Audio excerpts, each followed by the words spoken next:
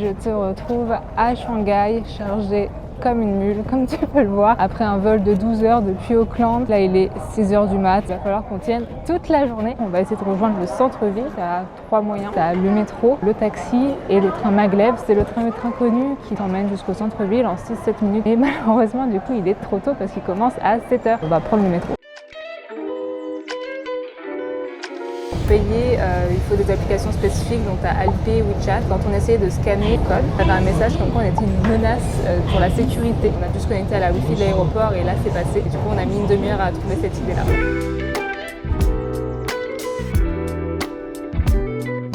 On est parti à l'hôtel pour déposer nos bagages. Comme il est 9h, donc on n'a pas notre chambre, donc on peut pas genre prendre une douche ou quoi. Donc on en profite pour se diriger vers le quartier de la Concession française. Apparemment c'est un des plus jolis quartiers de Shanghai et évidemment il y a pas mal de boutiques, restaurants français. Donc on espère pouvoir y trouver des petites viennoiseries histoire de se faire un petit déj. Premières impressions, c'est un dépaysement total par rapport à la Nouvelle-Zélande. Quitte une Nouvelle-Zélande qui était calme. Là, comme tu l'entends, il y a quand même beaucoup de passages, de monde.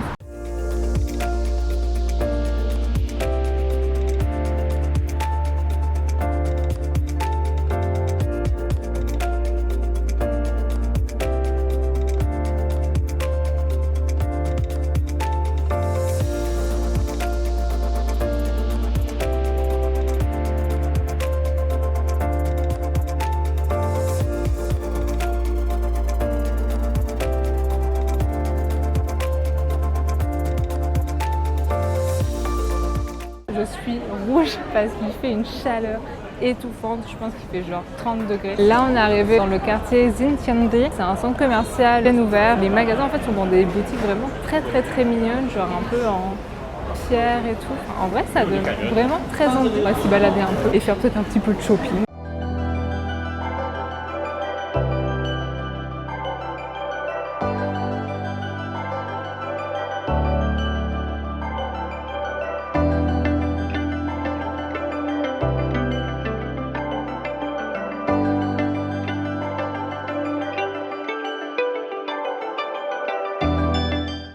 Petit room tour de la chambre. Donc là, on séjourne au Orange Hotel. Et en vrai, du coup, plutôt quali. En vrai, il y a tout ce qu'il faut. Donc là, tu as la douche finalement qui donne directement sur la chambre. Et il y a tout à dispo. Genre, il y a des petits shampoings, etc. Donc en vrai, super cool. Et après, pour la chambre, donc là, il y a une petite partie dressing, donc sympa. Et la chambre en elle-même, bon déjà on a déjà mis du bazar, mais donc là hop, le grand lit, il y a même des petits chaussons, si c'est pas chouchou, une grosse télé, petit bureau, un petit divan histoire de se confesser et une petite vue. Ok, petite vue sur le quartier, déjà il n'y a pas de vis-à-vis, donc c'est plutôt chouette. Je me retrouve après une douche bien méritée et clairement une sieste. On était exténués. Là, on se fait un petit tour de quartier à côté de notre hôtel. Tout à l'heure, on y est passé, c'est assez authentique. Il y a plein de stands pour manger, etc. C'est vraiment très sympa. Du coup, on s'est arrêté dans un resto qui fait des bao. Je pense qu'on les a massacrés parce qu'on sait absolument pas les manger. Mais ils étaient extrêmement bons. L'inconvénient, c'est que personne ne parle anglais. C'est du mandarin partout. Et tu t'en doutes, je ne parle absolument pas mandarin. Pour commander, heureusement, sur les tables, généralement, tu as des petits QR codes. Donc tu as juste à les scanner et c'est ok. Là, on va un peu se balader, profiter un peu de la soirée. Logiquement, après, on rejoint des potes qui sont aussi à Shanghai. Donc on va aller manger avec eux.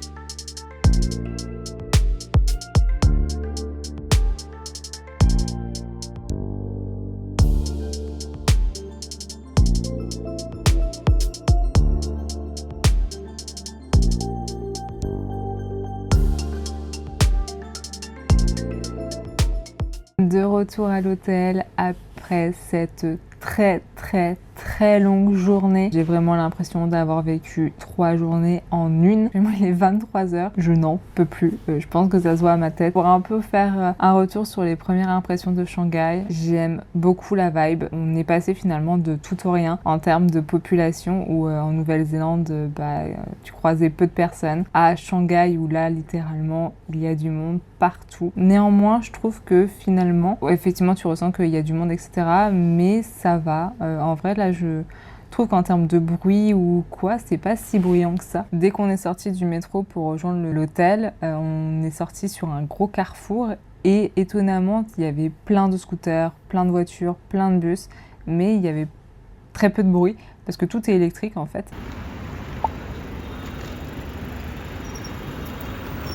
Autre point que j'avais pas forcément soupçonné, je savais que effectivement les Chinois ne parlaient pas très bien anglais, mais j'avais un peu espoir que ça soit pas forcément le cas, par exemple à l'hôtel, à notre hôtel. Il n'y a pas d'anglais. Impossible de communiquer en anglais. On est obligé de faire du Google Translate pour pouvoir communiquer parce que eux ne parlent pas anglais et nous, du coup, on ne parle absolument pas mandarin. Donc voilà, la communication est assez compliquée et que ce soit aussi dans les restaurants, par exemple.